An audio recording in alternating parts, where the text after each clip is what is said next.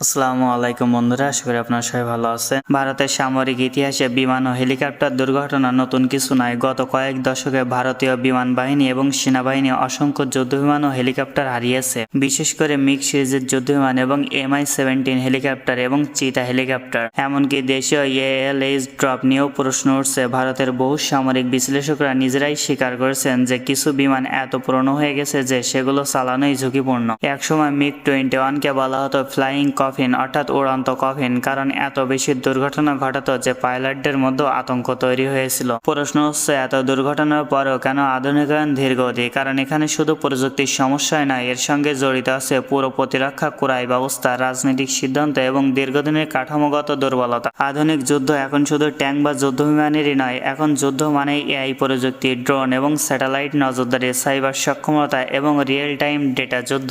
চীন গত এক দশকের সামরিক প্রযুক্তিতে বিপ্লব ঘটিয়েছে। তারা নিজস্ব স্যাটেলাইট, জেট, হাইপারসনিক মিসাইল, উন্নত ড্রোন এবং AI কমান্ড সিস্টেম তৈরি করেছে। অন্যদিকে ভারত এখনও বহু ক্ষেত্রে পুরানো প্ল্যাটফর্মের উপর নির্ভরশীল। ভারতের বড় সমস্যা হলো তাদের সামরিক সরঞ্জাম আসে বিভিন্ন দেশ থেকে, রাশিয়া, ফ্রান্স, যুক্তরাষ্ট্র, ইসরায়েলের দেশীয় উৎপাদন, ফলে একীভূত সিস্টেমে তৈরি করা কঠিন হয়ে যায়। চীনের বড় সুবিধা হলো তারা অধিকাংশ প্রযুক্তি নিজেদের নিয়ন্ত্রণে রেখেছে। অন্যদিকে ভারত এখনও আমদানি নির্ভর এবং যুদ্ধের সময় এই নির্ভরতা বড় ঝুঁকি তৈরি করতে পারে। ভারতের প্রতিরক্ষা খাতে দীর্ঘদিন ধরেই দুর্নীতি এবং বিতর্কের অভিযোগ রয়েছে। বিভিন্ন সময় অস্ত্র ক্রয়ে বিলম্ব, অতিরিক্ত মূল্য এবং কমিশনের অভিযোগ, রাজনৈতিক প্রভাব এবং আমলাতান্ত্রিক জটিলতা ভারতের সামরিকায়নকে ধীর করে দিচ্ছে বলে সমালোচকরা দাবি করেন। অনেক সামরিক বিশ্লেষকরাই বলেন ভারত বড় বড় প্রতিরক্ষা চুক্তি করলেও মাঠ পর্যায়ে রক্ষণাবেক্ষণ এবং প্রশিক্ষণে পর্যাপ্ত গুরুত্ব দেওয়া হয় না, যার ফলে যন্ত্রাংশের সংকট, সার্ভিস বিলম্ব, অতিরিক্ত ব্যবহারে ক্লান্ত প্ল্যাটফর্ম এবং দুর্ঘটনার ঝুঁকি বৃদ্ধি পায়। বিশেষ করে পাহাড়ি এলাকায় হেলিকপ্টার অপারেশন অত্যন্ত ঝুঁকিপূর্ণ।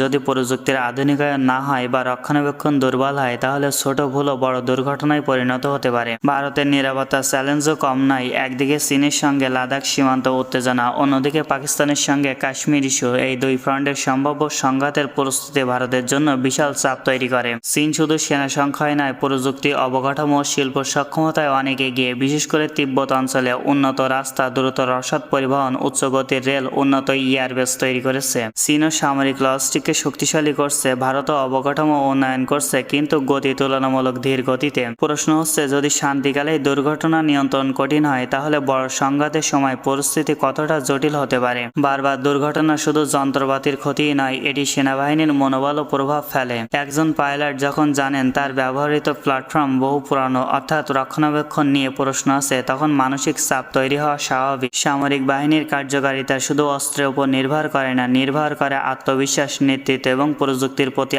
আস্থা এবং সিস্টেমের নির্ভরযোগ্যতার উপর। যখন দুর্ঘটনা বাড়ে তখন জনমতের প্রশ্ন ওঠে, এত বড় বাজেট যাচ্ছে কোথায়? আর এই প্রশ্নের রাজনৈতিক চাপও তৈরি করে। ভারত বর্তমানে বিশ্বের অন্যতম বড় প্রতিরক্ষা ব্যয়কারী দেশ, কিন্তু বড় বাজেট মানেই কার্যকর সামরিক শক্তি নয়। কারণ গুরুত্বপূর্ণ বিষয় হলো অর্থ কোথায় ব্যয় হচ্ছে, কত দ্রুত আধুনিকায়ন হচ্ছে, দেশীয় শিল্প কতটা সক্ষম এবং রক্ষণাবেক্ষণ কতটা কার্যকর। ভারতের একটি বড় সমস্যা হলো তাদের বহু প্রকল্প সময় মতো শেষ হয় না। দেশীয় প্রতিরক্ষা শিল্পকে শক্তিশালী করার চেষ্টা হলেও প্রযুক্তিগত সীমাবদ্ধতা, উৎপাদন বিলম্ব, পরীক্ষামূলক ব্যর্থতা এখানেও বড় চ্যালেঞ্জ। অন্যদিকে চীন দ্রুত উৎপাদন, গবেষণা ও প্রযুক্তির সমন্বয়ে অনেক বেশি এগিয়ে, ফলে সংখ্যায় বড় সেনাবাহিনী থাকা সত্ত্বেও প্রযুক্তিগত ব্যবধান ভারতের জন্য কৌশলগত উদ্বেগ তৈরি করছে। এই বিষয়গুলো নিয়ে আপনাদের কি মতামত জানিয়ে দেবেন আপনাদের গুরুত্বপূর্ণ মতামত। আজকের মতন বিদায়, দেখাবে নতুন কোনো ভিডিওতে আবার। আল্লাহ হাফেজ।